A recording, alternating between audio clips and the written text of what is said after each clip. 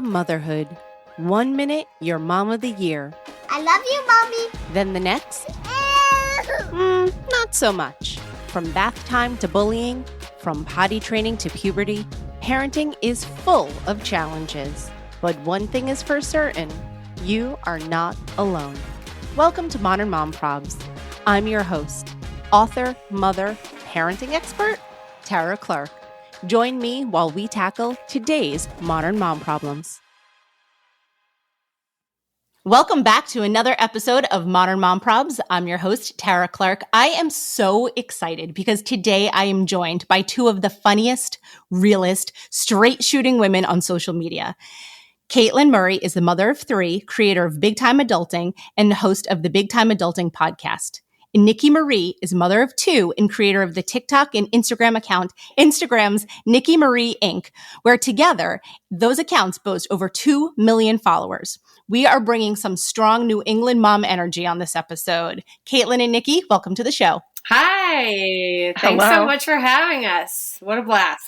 I'm so excited to have both of you guys because we've been friends online for a while, but we've never all been together. And so here we are all together. Yes, I wish we were in person, but we'll have to make that happen. Yeah, that's okay. Next time we're going to do a road trip. We already talked about that. Caitlin and I aren't far away from each other and we're going to do a road trip. So today's topic is social media pressures and modern motherhood. And before we jump into that, I want you guys to just introduce yourselves a little bit. Caitlin, I'll go with you. Tell us a little bit about yourself. Yeah, sure. Well, you got some of the things in there. Mom of three. I live in the greater New York area, but I am a Massachusetts grown woman like Nicki. This is our New England Pride podcast here. And I consider myself, I guess, like a humorist and writer, if you will. And I started my journey on the gram because I just felt compelled to overshare. And I am a compulsive oversharer, and I find it very cathartic. And what actually inspired me to do so was my son was sick with leukemia. And I just had so many emotions and feelings and things. And I always have a propensity to find humor in things as well. So I found it to be this very therapeutic experience just to kind of not really even talking about him all the time, just motherhood in general. And that's how I landed in my Instagram world. God, I'm so glad you did. I mean, and I'm glad that he's better now, Thank too. you. Yeah, he's doing great now. Super lucky. Thank God. 3.5 years of treatment almost. And he was 3 years old when he was diagnosed. So, every parent's worst nightmare, but there could have been much worse outcomes. And we're just really grateful to be where we are. So we're the lucky ones.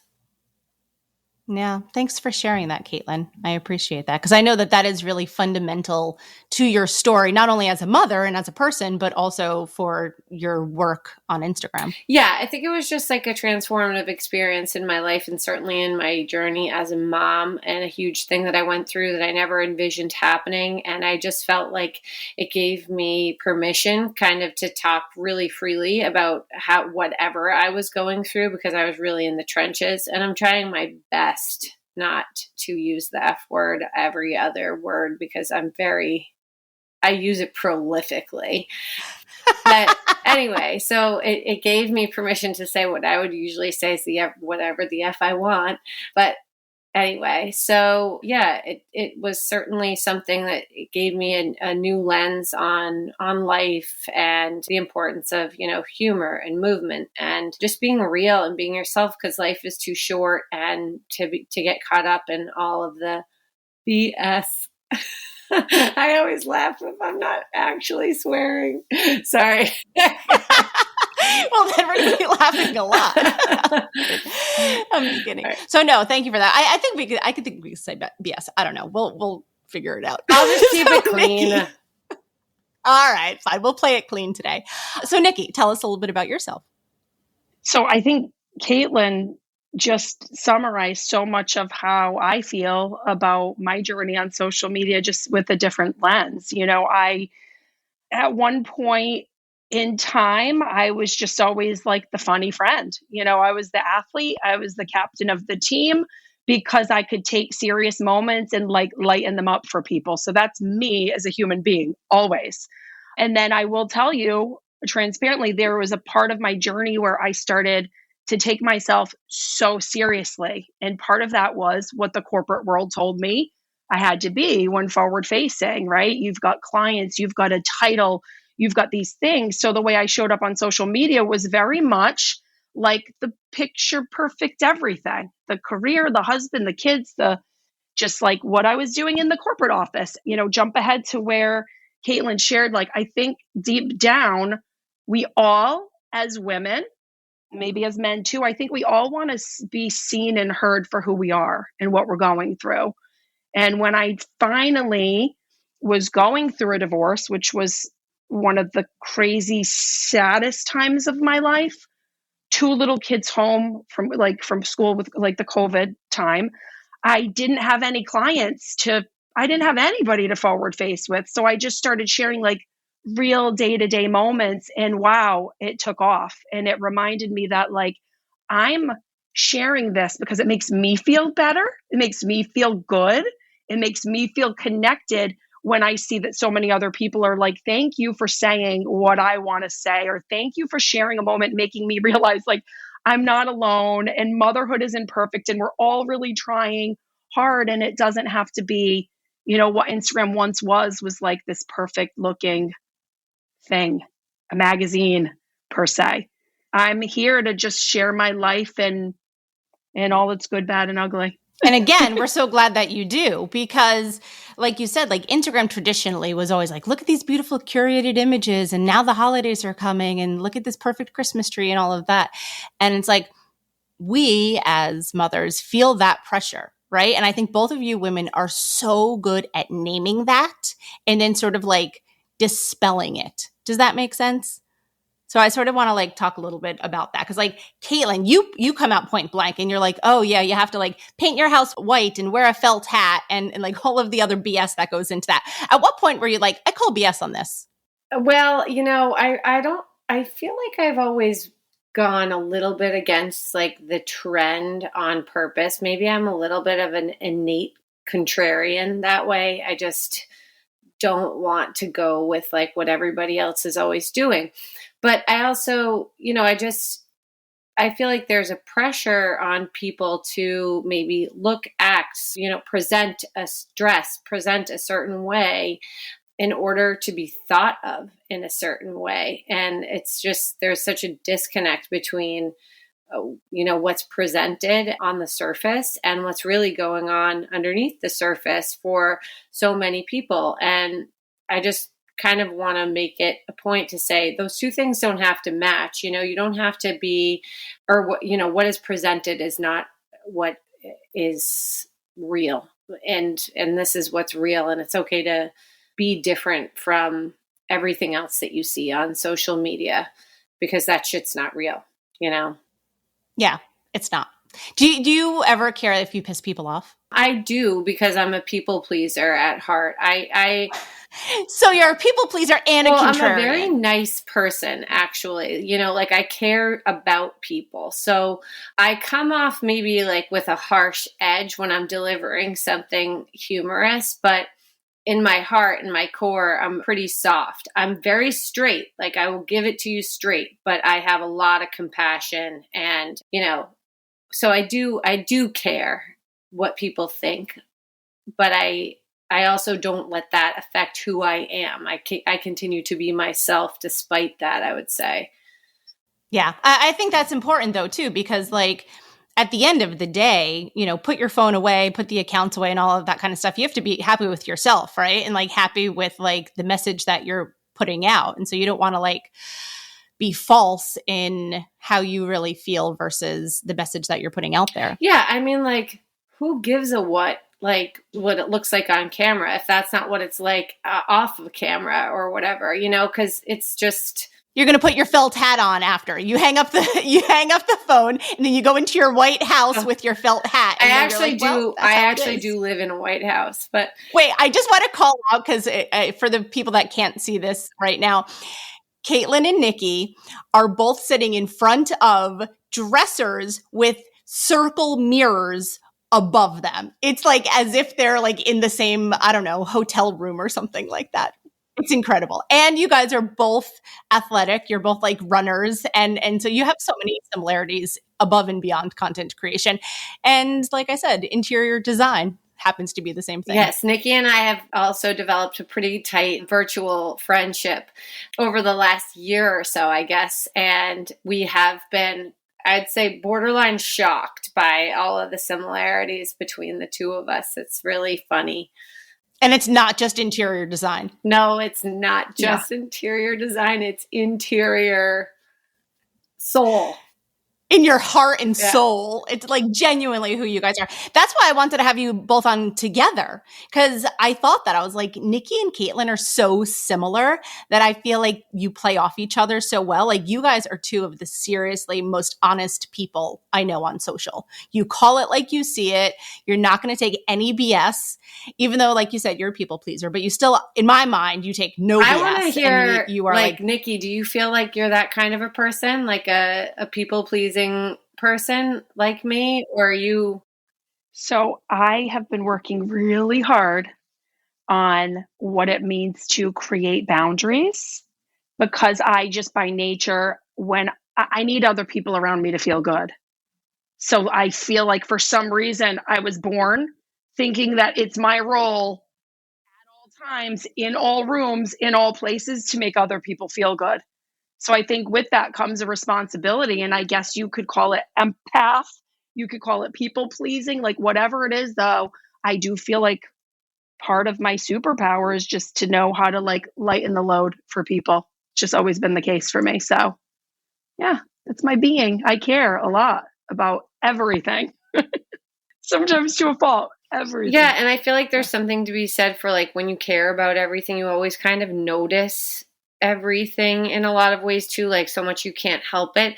And then that's where all the things that you notice, you can also bring humor to and make fun of. Like, you know, it's like kind of just noticing those little things about real life, and then like noticing it in a good way and trying to help people or whatever, but also noticing it and just be like, this is hilarious. I have to call this out. Yeah, I think observational humor is really like the top tier humor. I mean, in my opinion, right? Like, I don't think it gets any better than observational humor, because that's the stuff that people go, oh my God, yeah, me too. Or, oh, I never thought of it like that. But once you start calling out white houses and felt hats and all of that kind of stuff, you're like, oh yeah, you're putting words to it. And everyone else is like, yeah, same, me too. Jerry Seinfeld, the king of it. My absolute favorite. Absolutely. And you guys, I mean, you crush it at that. And when I even started Modern Mom Probs years ago, observational humor was actually a really big part of what I was doing too. I was talking literally about the first world problems of moms. And that's, you know, how I got my start doing that too. It's obviously sort of like changed to be not just first world problems that are funny, but also like actual mom problems. And so I guess the name happened to be like apropos at the time, but I really started it with more observational humor in mind. How many years ago did you start your page? It was 2016 when I started it as NYC Mom Probs, and I was talking about like New York City mom problems, which again, observational humor. New York City mom problems are different from other world problems. And then when we moved to the suburbs in 2017, that's when I changed it to Modern Mom Probs. So technically 2017 was Modern Mom Probs. The evolution of Modern That was the evolution. Because you know what? Like I had an existential crisis. I moved out of the city and I just simply didn't have those kind of problems anymore. You know, I wasn't riding the public bus with a stroller. I wasn't going on the subway. I wasn't applying for Who am I now? Schools. What am I supposed to complain about now? I have to figure this out.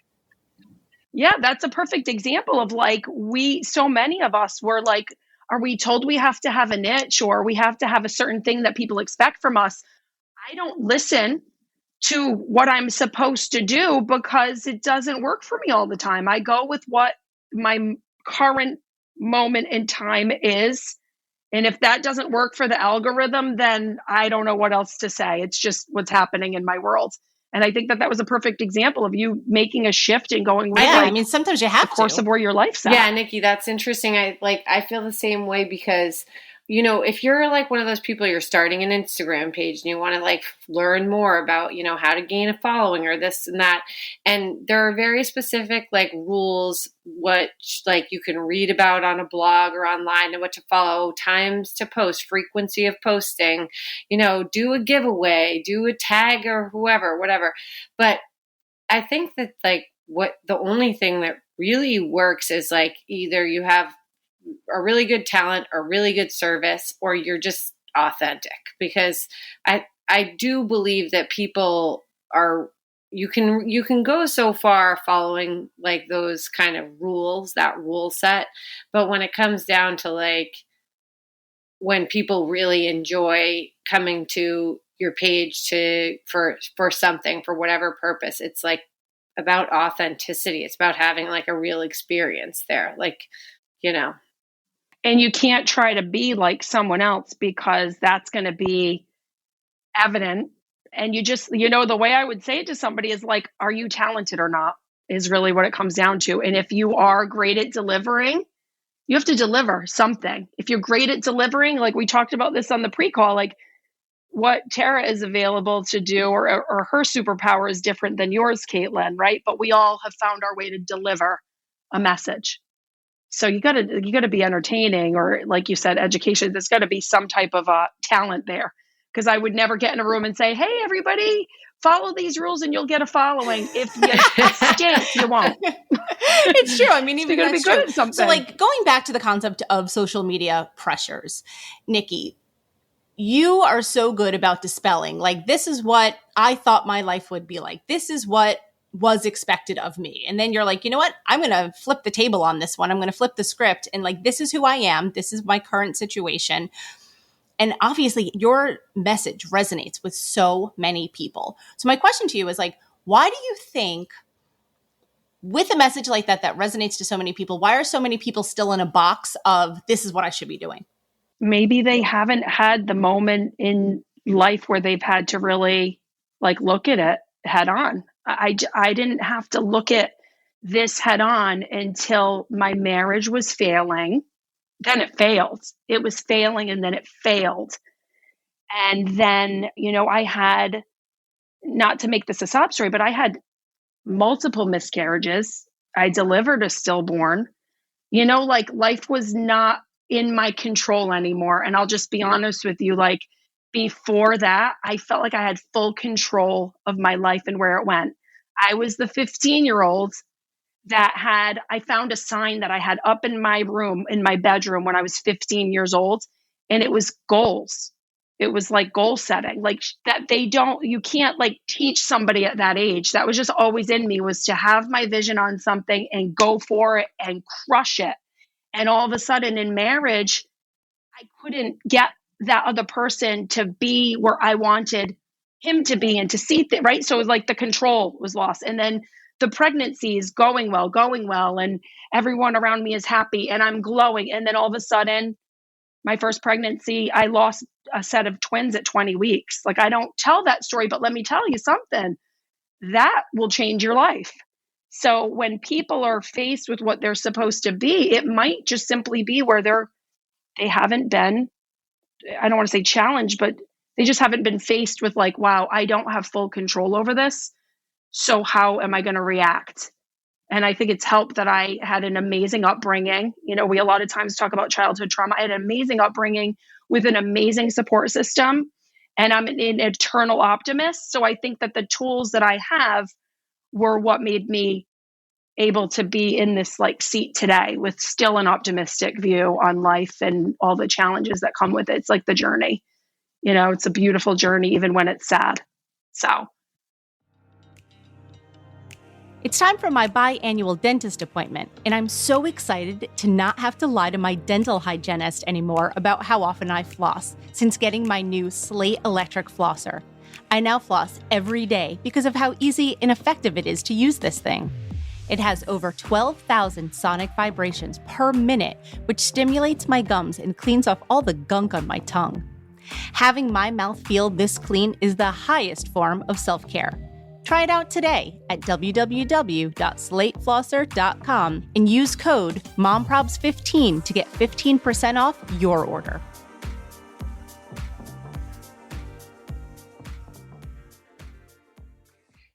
Yeah, I just did a reel about that, like similar what you're talking about, because it was my son's birthday and I was like reflective, and I'm always very reflective around his birthday because of what he went through, and how grateful I am that he's still here, and that just in any situation, like we have visions for our lives, and what we really want to see, or what we expect, and how, you're a little kid and you're thinking, this is what my life is going to look like, and I'm going to be a mom and this and that or whatever. And other sometimes bad shit happens and it doesn't match your vision, and there's a lot of pain in detaching yourself from the vision that you had, and leaving that behind and saying, screw it, like this is not, a vision is not set in stone. Nothing is set in stone. Everything is an illusion of control. Every day we are here is all we have. That's it, just today.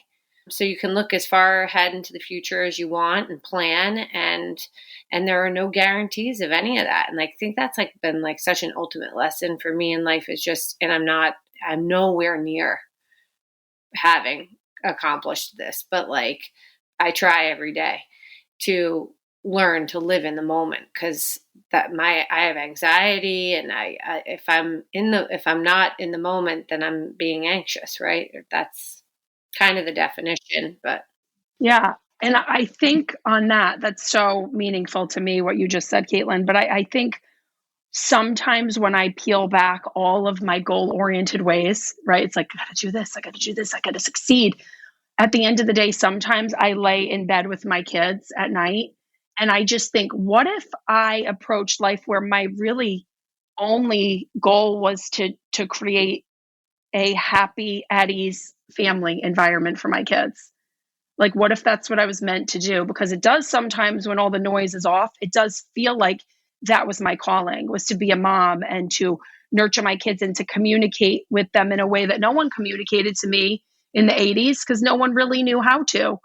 But I now am getting my kids to talk about things. And even when they're like, Mom, all right, I'm making sure my daughter knows my feelings through divorce, and that if something comes up that's hard for her, she can talk to me about it or share her feelings, and that they're honored. And also, like, listen, if she told me tomorrow she wants to be the next Olympian gymnastics, person, I'd be like, all right, well, what are we going to do to get there? What are we going to work on? So I think it's just like, I think our generation now is learning to really nurture our kids and our mental health and our emotions. So all the other stuff of social media, I think there's this amazing generation of us that like really does want to change the scope of like family and communication and relationships. So I know that was way deeper than what you thought No, you'd get I'm from glad me. that it is, because I want to jump into that. Oftentimes we do talk about the very like superficial, like models and fitness teas and all that crap. But like, I think one of the best takeaways for social media, at least for me personally, has been how to learn to become a better parent through certain accounts that give a lot of great advice. My son is, what's the right word for it? Can be challenging at times. And how PC is that, right? And so I've learned so many different, whether it's like scripts or different things to think through. And like a lot of my friends are like conscious parent therapists. And so I'm able to glean the best information from so many different people through my network to help me to become a better parent. And so for that, I'm grateful for this platform and for social media. And so that people can talk about things like reparenting themselves or parenting with certain perspective. And so going back to what you were saying, Nicki, like that is one of the beautiful things, is that our generation is able to now talk about this kind of stuff where people weren't talking about that in the 80s or in the 90s. My parents were divorced when I was 2. And so my mom, was always divorced. My parents were always divorced as long as I ever knew that. And like my mom never spoke kindly about that sort of thing, and so I think it's important now for parents to be honest and to, apologize to their kids if they yell, or to sit down with them and explain, like, you know what, I was having a really bad day. I'm really sorry. Like, I know what it feels like to have a bad day. And I'm sorry if you're having a hard time in 3rd grade. Like, I had a hard day at work today too. Let's sit and talk about it. yeah, I think like what you're saying too, Tara, like part of all of that is a great part about social media, that there is this like information there and a narrative that is like it's okay to be like vulnerable with your kids and show them a soft side, and not this whole mentality with our parents' generation of children should be seen and not heard, and that kind of stuff. But then also, like, at the same time, being able to sift through that information and take it all also with a grain of salt and trust your own instincts as a parent. Because I think, like, what feels right and what doesn't feel right. Like, I feel like whenever I'm being too much of a hard ass with my kids, I'm like, this doesn't feel right. Like, I need to soften this. I need to soften the message. But I think from like my generation, my upbringing, that's kind of more where that part of it comes from. And I'm like, I don't have to do this. I don't have to be this like hard ass parent about this. And I am like tough with rules and discipline and stuff like that. But I am much more aware, because I think of some stuff on social media, like, okay, I can get down on my child's level and give them a hug when they're upset and not listening to me and say, I know you're frustrated right now, like, validate their feelings. But then I just sometimes do feel overwhelmed by all of the parenting advice and information coming off of social media as well. So at some point I'm just like, la, la, la, la, la, I'm just going to do what I need to do here. There's a lot. I mean, there's, especially in the last, 2 years or so, like 2 or 3 years since the pandemic, it's just been like an overwhelm of parenting information. And so you do have to sift through what works for you. Because like, I can tell you for this, like, my son doesn't respond to scripts. Sometimes they'll be like, say this, and then your child will do that. And it's like, yeah, not in my house. But it has given me certain ways to, view things, different perspectives to look at. And so I'm definitely grateful for that. But it's hard. How do you sift through it, Nick? So I am very much, I follow my intuition a lot. And I also have the sensitive side that knows, like, if I was like totally cranky, I was overstimulated, I've got the ADHD, the sound, like yesterday, they were both home from school.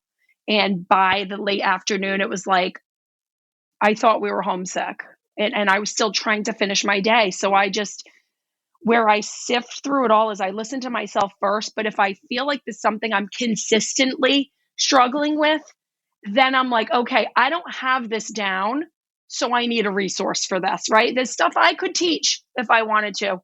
There's people that could come to me on certain part of parenting, and I know that I could teach somebody this category of things, but then it's like the iPad time or the how to handle, like, I cannot stand what's in our foods. I can't stand the food industry for putting me in this position where I have to be like the parent who's like, Elma, food dyes in this house. They're poisonous. They lead to ADHD. Like, I don't know how to do that. So that's where I will sift through, and I'll be like, who is an expert in this that I can pick from? And I think, Caitlin, probably you meant, like, a lot of you wants to say there are so many people talking about things that don't actually have the knowledge.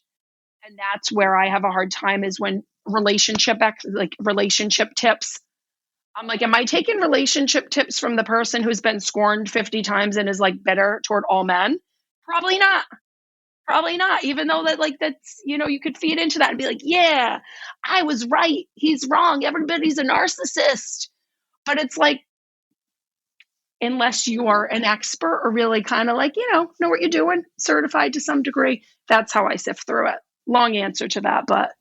No, but that's a good answer, because the thing is, this is like, the barrier to entry is very low to start a social media account, right? And so unless you do have the certification or the background experience to do that, at any point, someone could be spouting all kinds of information. Yeah. And then you compare yourself. I'm like, my kids, I see certain kids on the soccer sidelines, the siblings to the kids playing, and they're like literally sitting in a little fold out kid chair, sitting there watching their siblings game. And I will say to the mom, I go, no, neither of my kids would ever do that. It would just never happen. Not in the cards for them. They don't sit. They're running around and climbing a rock somewhere behind me and like, where's my kid type of thing. So like, you can't compare that. Kid's wired totally differently than mine is. And that's what makes the world. Everybody's different. Everybody's got a different fingerprint. So why are we trying to one trick pony our children? into like a parenting method. It really it's so is. different for and it's everybody. really even within one family very different. Like each of my kids is completely different from the other. And I've had to shift parenting. My son, who's the firstborn, is like the biggest rule follower. Like I thought I had this parenting stuff down pat. I was like, I am the best mom ever. He does everything I say, whatever. And then my daughter came along and she was like, sucker, like I am going to shake shit up around here and I'm going to have a tantrum right now and I'm going to not let you help me with anything ever, even though I can't do it myself. And, and then Lukey, the last one, is an absolute maniac. And he, you say black and he says white. And that's just the way it is with him right now. And he's a 3-year-old. And I know that this is another thing I've been like, as your kids get older, you learn that there are also just phases that children go through. And a phase is not necessarily indicative of their entire personality or their future. It's just something that has to be kind of sat through. You got to wait it out through different phases. And everything keeps changing. Yeah. And once you figure out one phase, you're on to the next one. Right when you figure it out. Absolutely. That's exactly what happens. My son is turning 10 this Sunday. So I like to consider myself a veteran parent because, like, if you're doing something for 10 years, like, good enough time. Decent experience. I think so. I think 10 years is a decent amount of time. My son sounds like a combination between Lukey and your daughter, Caitlin, just to give you an idea of what my son is like, which is why I said that sometimes it can be challenging. But the interesting thing about him is, like, as I reflect back in the last 10 years, he used to have really bad tantrums when he was 3. And we had like a pretty good time in between, let's say maybe like 6 and 8. And then this year came like, I think 6 to 8 is the absolute sweet spot for children. It's like my favorite. But now that he's like 9, 10, he's starting to come back into some of those same behaviors that he had when he was 3. Which is interesting. So my point being is that, yes, they're phases, but sometimes they don't completely grow out of things. Sometimes there is a certain underlying, whether it's personality trait or wiring, that will continue on. Yeah, you are. I do believe you totally are who you are when you're, but just more like the point I'm making is more, there's no formula. There's no formula to follow to yield a certain result because everybody's different, like Nicki was saying. And then within that, each kid is different. So there's no like one single way to do anything, right? Yeah. And I think I feel like my method of parenting is like, I'm here to protect them, make them feel loved, teach them about health because that's important to me, right? And body movement and like how your body connects to your movement connects to your mind, your gut health connects to your mind. Like that's all. That's my only job. I don't want to control them and change them. And I certainly do not want to take my old things that I want to fix about myself and put them on my kids. Because I think that is a natural thing. You get triggered as a parent when you see your kid acting a certain way that didn't work out for you in life. And it's like, whoa, okay, stop. This is not about you, Nicki, and how some of your friendships were handled. This is about your daughter and something she just experienced with some of her friends. And we all growing up, like we were out there on the playground without parents hearing everything that we're saying and doing and trying to chime in and fix it. And now if my daughter's on a FaceTime call with her friends, I hear what's going on. And sometimes that's a disservice to her to let her work through her own stuff. And I try to remember that I'm not here to control her or her way of thinking. I'm just here to support. Yeah, it totally makes sense. I think one of the biggest things as parents is that we separate ourselves from our children in as much as like they are their own individual people. They are not us. They are not really a reflection of us. We are there to protect them and guide them and build the scaffolding for them to grow up to be good people. It's really hard to remove your ego from it too. Like that they are not the reflection of you and that their behavior, because I think especially when your kids are like little and they are maybe out in public or tantruming and stuff like that, that you get immediately self-conscious of bad behavior or, questionable behavior and that but the longer you are in this or the more you see, the more children you see over time or whatever, you realize like, every kid is doing this, but there's just, I think, this perception from the past that, children should be behaved and this sort of thing. That's not what children do. Children just go around effing S up. I can't with the but like, speaking of narcissistic, speaking of which, they're like, this is all about me, always, and that's total psychopath. Right. That's it. All of them, sociopaths, but their little brains are growing. They are like there. At 1,000,000 miles per hour. They don't even know how to find their way out of what paper bag half the time because they're like, this was just different yesterday. I just learned a whole new world today. It's like, whoa. I am amazed daily by them. I just watch and I'm like, oh my God, I could not love you anymore. Even in like the hardest moments, it's like, this is wild. It's like a science experiment. Sometimes you're just like, oh my God, she's acting just like me. That's crazy. It's nice to be a part of it. I was laying at 3 a.m. last night. My son was sleeping with me and he asked me for water and I was dead in a sound sleep. And he's like, Mommy, can I have water? And I was like, sure. So I got up and got him some water. And then I couldn't fall asleep for the next 90 minutes.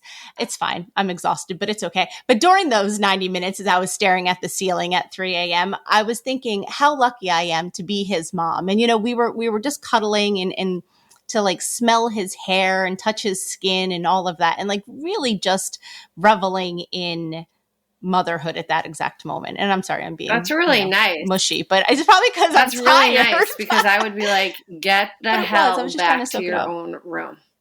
That's what I would be thinking. I would be like, get out of my bed. He sleeps with me a lot, so I'm used to it. But now that he doesn't kick anymore, it's great. You. When they're little, they kick a lot and it's hard, but once they reach a certain age, then they sleep like adults, and so they don't move anymore, and so it's good. So I'm at the we don't move anymore stage, which is amazing. That's so funny because I can remember my mom saying to me, I recently had this revelation, full circle, whatever, that like when I would go somewhere, like we'd go visit my aunt or whatever, and I'd be sharing a bed with my mom, and she would be like, well, you kicked me all night again the next morning. And I was like, oh yeah, because I was a kid. Like, yeah, my dad always used to say that to me. I would sleep with my parents, I told you before, were divorced. And so sometimes I would sleep with my dad at his house or I would sleep with my mom at her house, whatever. I'm a big co-sleeping person. Anyway, my dad always used to say I kicked him, always. That was his takeaway, like every time. He'd be like, you kicked him. Oh my God, Tara, you and I are cut from two different cloths on that because I would literally, like if I went to a hotel room with my husband and there were two twin beds, I would be like, yes. I get to sleep in solitude without anyone touching me or breathing near me. Yeah, I haven't. I don't mind wakeful cuddles like and things like that, but sleep is for sleeping. Yeah, it's true. Don't get me started on that. I probably haven't had a proper night's sleep in years. You do you. See, and that goes back to the social media pressures thing, though. There's people telling you, like sleep experts, that you have to do this and you have to sleep like this and whatever. But ultimately, I think as long as you get a restful night's sleep and that your children are getting the sleep that they need and that they're safe in your bed, then that's all that matters. Totally agree.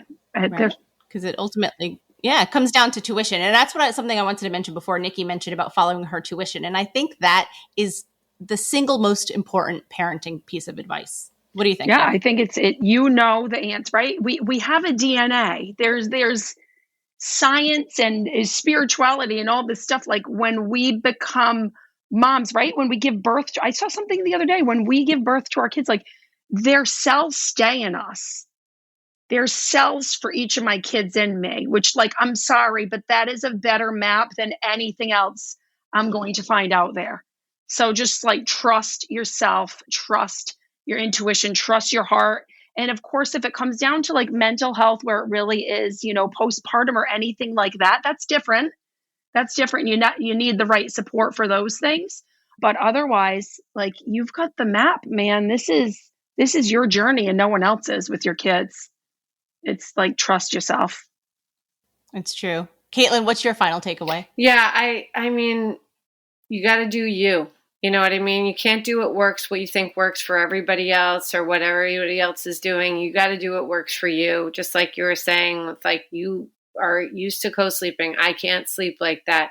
You know, Nicki's doing her own thing over there, working and TikToking and momming, and I'm, stay at home mom, Instagramming, whatever. But like, we're all on our own path. We're all doing our own thing. So don't, comparison is, what do they say about comparison?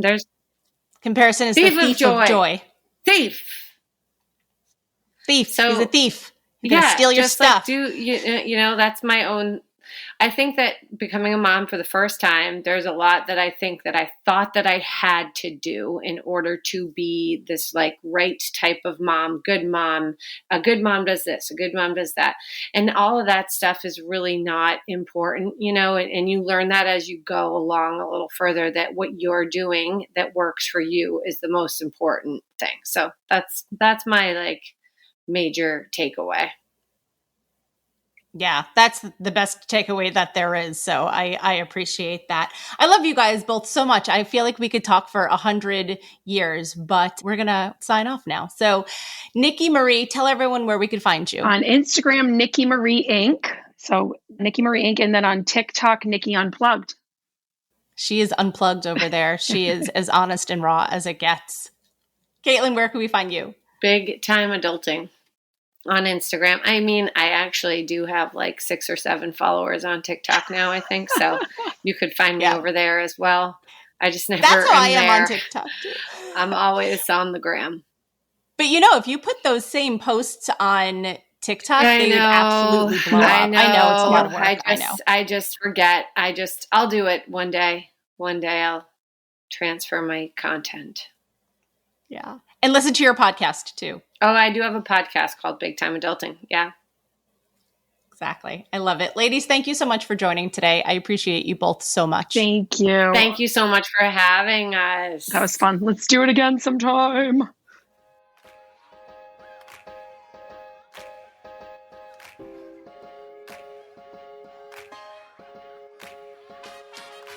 Thanks for listening to today's episode of Modern Mom Probs.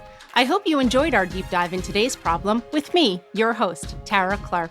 Join me next time when I'll be interviewing another great guest and tackling another modern mom problem. If you enjoyed today's episode, please leave us a review and a rating. As always, you could head over to Modern Mom Probs on Instagram and give me a follow, or check out my book, Modern Mom Probs, A Survival Guide for 21st Century Mothers, available online wherever books are sold.